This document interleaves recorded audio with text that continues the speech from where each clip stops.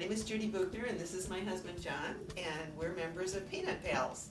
We collect Planters peanut memorabilia, and we've been doing it for what, 30 years? Going on 30, yes. Can you believe that? We're crazy about Mr. Peanut. So we have all kinds of stuff that we're here in St. Genevieve meeting with other Peanut Pals, and this is the stuff that we have for sale this time around. This is our room at the hotel where we're set up for room hopping. The convention entails room hopping tonight, and tomorrow there's a swap meet and an auction later in the day. So there's many opportunities for Peanut Pals to get together to trade, to swap, to sell, to buy duplicates or find items that they don't have in their collections. It's a great time for all of us to get together at an annual convention, and we hope that you'll enjoy some of the things that we have here and maybe have never even seen before, and pique an interest in you maybe to start collecting or picking up some of these Planters items.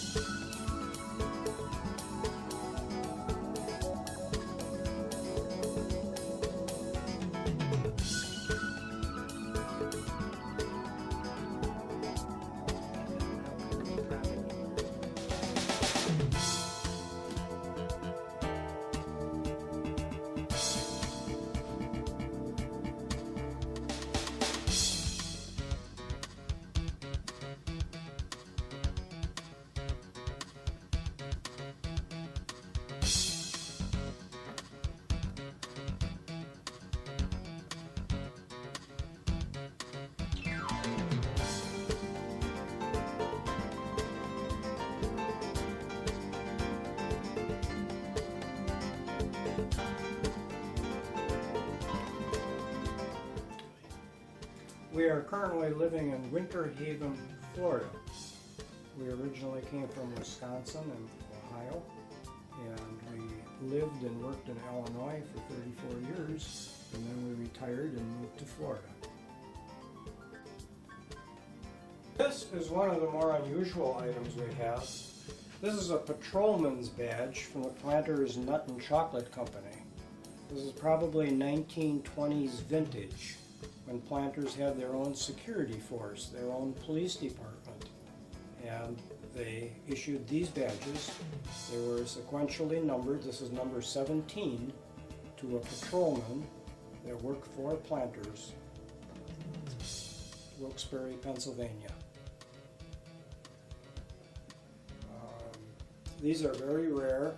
They were sequentially numbered, and one was given to each of the security officers. This is number 17. I'm Greg Puskowitz. I'm from Monticello, Illinois, and I've been a member of Peanut Pals for close to 40 years. We're attending this convention, meeting our old friends and establishing new relations, and here in our room we're selling a few of our items, and we'll also look at this convention time to also hopefully purchase some new items. Over here we have, this is an early from the 20s, a solid shell can that held the cans with Mr. Peanut on the label, one of the early ones, and then the fact that the peanuts were still in the shell. Then this is a jar that held the Mr. Peanut and was on the counter in country stores. Here we have a deck of cards that was from 1932, and it featured Mr. Peanut rowing in a peanut shell with a lady, and it's a beautiful set, came boxed in a nice, and this is called the gold set because it has the gold trim, whereas the other set has a silver. Then here we have a hard to find orange bank. It's one of the rarer colors. here we have the little Peanut Man car, and as you can see, he has the Peanut car. There's Mr. Peanut driving. It has its windshield and everything. And then this is called a nodder, and it just, as you can see, just bounces a little bit. But this was made in Japan, and it's a very breakable material. And then in here we have the old salt and pepper shaker. These are a little bit smaller in size, and they were a little bit more rare, and they had their own little stand that they came in. So that's a very nice item. From Creston, Iowa, and I'm here with the Midwest Peanut Pal Convention, and brought a few items that I wanted to share with our other peanut pals. Several items around are from different eras or vintages. Some of the items are from the early 20s up until the middle 90s. The items on this corner are probably from the 90s, early 90s. This peanut butter maker is from the 70s. Obviously, the Super Bowl plate has a date on that is self-explanatory. The punch board and the planter's box that you see over there, they're older. I'm not entirely certain just quite how old, but I would estimate maybe 50s, 60s. There's just a little bit of age differences all over. Some of the ads run from the 20s to the 50s. Over here we have a couple of Canadian jars. Salt and pepper shakers. I am not entirely certain how old those are, but I would consider them vintage. This is another bank that was from the 90s. These two translucent blue containers are from 2006, I believe, and it was a line that planters brought out and had problems with and never actually distributed, so they're kind of hard to find. The ads that were printed in different newspapers or magazines and that planters had out, and each one of them tell a story about what they were marketing at that time. And if you look hard enough, you can actually find some of these items still around in different collections. The ads probably run anywhere from the late 20s to the early 50s.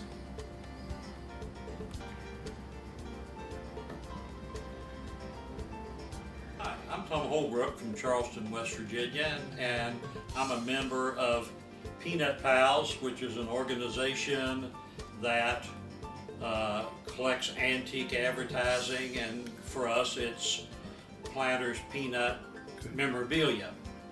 And I've been with the club, I think about 14 years, and here on this bed is just some of the items that Planters has made over the years.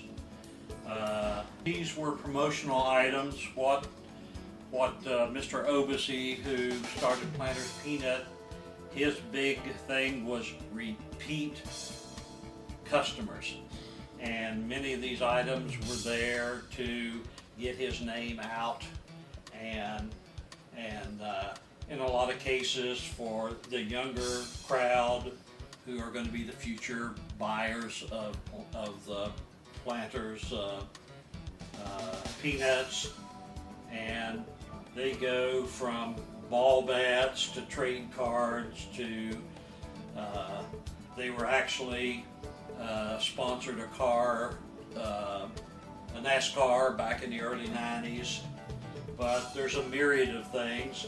I actually liked the night lights that they made, and there's originally, and of course obviously the price has gone up on a lot of the older Planters Peanut items, but this is sort of a time where the collectors get together, we swap items, we buy and sell items, and it's just a lot of good camaraderie.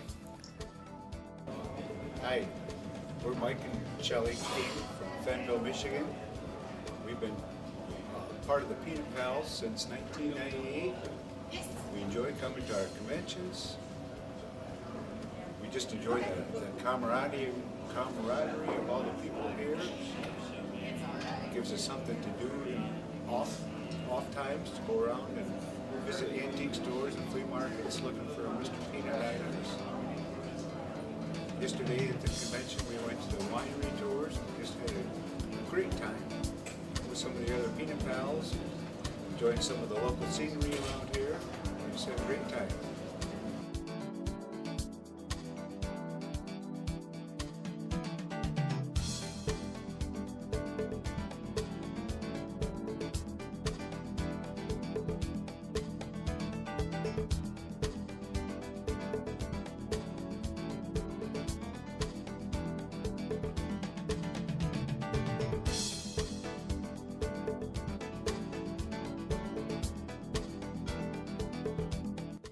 Hi, I'm Scott Schmitz. I'm from Laurel, Maryland, just south of Baltimore, just north of Washington, D.C. Traveled 12 hours to come out to St. Genevieve, Missouri for the Midwest Convention of Peanut Pals 2015.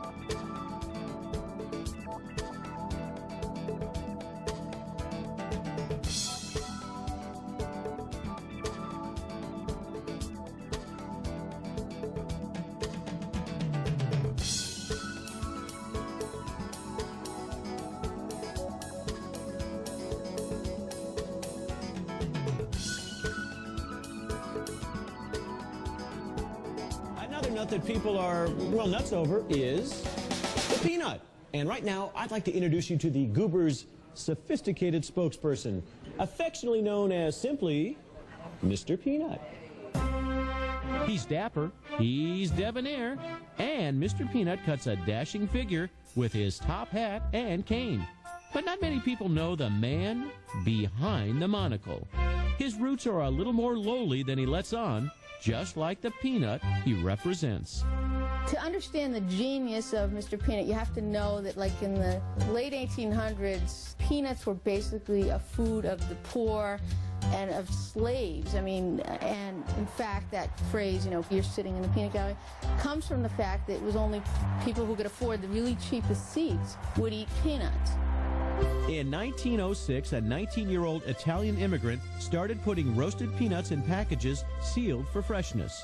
He called his company Planters Nut and Chocolate Company because he thought the name sounded important and dignified. The addition of Mr. Peanut helped distinguish Planters from the rest of the peanut pack. By putting the top hat, you know, the monocle on a peanut, I mean, it really was a literal attempt to raise the status of the peanut beyond this kind of, you know, low-life kind of food.